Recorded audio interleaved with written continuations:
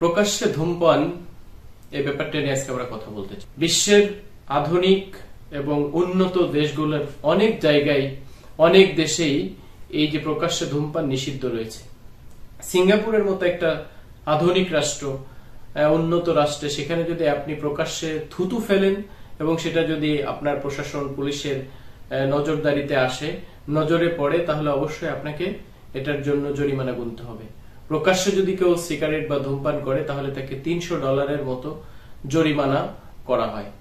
বাংলাদেশে এমন একটা সময় ছিল যে মেয়েরা ধূমপান বা বিড়ি অথবা সিগারেট খাবে বা খায়, এটা মানুষ কল্পনা করতে পারত না। সময়ের পরিক্রমায় সেই বাংলাদেশেই আজকে প্রকাশ্যে ধূমপান, সিগারেট, বিড়ি খাওয়ার জন্য রাস্তায় নেমে এসেছে মানুষ, মেয়ে ছেলে একত্রে হয়ে। স্বরাষ্ট্র উপদেষ্টা মহোদয় একটা চমৎকার কথা বলেছেন, রমজান মাসের সম্মানে প্রকাশ্যে ধূমপান করা যাবে না এবং বাংলাদেশ বিধি মোতাবেক প্রকাশ্যে ধূমপান করা এটা একটা দণ্ডনীয় অপরাধ।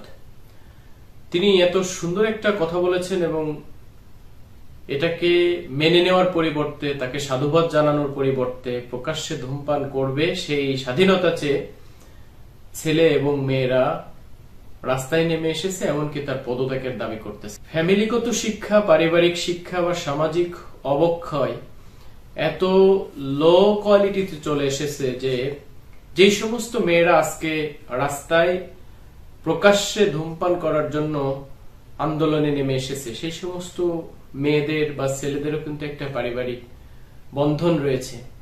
সেই পরিবারের সদস্য বা সেই পরিবারের যাদের সন্তান, সেই সমস্ত পরিবার বা তার মা বাবা এই ভিডিওটা যদি দেখে তাহলে আসলে তারা কি ভাববে বা কি বলবে, এটাকে আসলে কিভাবে তারা মূল্যায়ন করবে আমি জানি না। তো এটা থেকে একটা মেসেজ আমাদের সকলকেই নিতে হবে যে পারিবারিক শিক্ষা এটা অনেক বড় শিক্ষা। আমাদের সন্তানদেরকে পারিবারিক শিক্ষা দিয়ে গড়ে তোলা দরকার এবং আমার সন্তান আসলে এ ধরনের সামাজিক অবক্ষয়ের ভিতর দিয়ে যাচ্ছে কিনা সেটা আমাদের কনসার্ন হওয়া দরকার, সচেতন থাকা দরকার। এবং স্বরাষ্ট্র উপদেষ্টা মহোদয় যেই কথা বলেছেন, এই কথাকে আমরা সাধুবাদ জানাই এবং এটার যে কার্যকারী বিধান, এটা বাংলাদেশে আরো চমৎকার ভাবে বাস্তবায়িত হোক, এটা আমরা সকলে চাই। তো আমার দেশ এত চমৎকার একটা উদ্যোগ নিচ্ছে, সেটার বাস্তবায়ন হোক, এটা আমরা চাই। এবং যারা আজকে এই প্রকাশ্যে ধূমপান করার মতো দাবি যারা করতেছে, প্রকাশ্যে যারা ধূমপান করতে চাচ্ছে, তাদের হেদায়েত কামনা করে এখানেই শেষ করছে। আল্লাহ হাফেজ।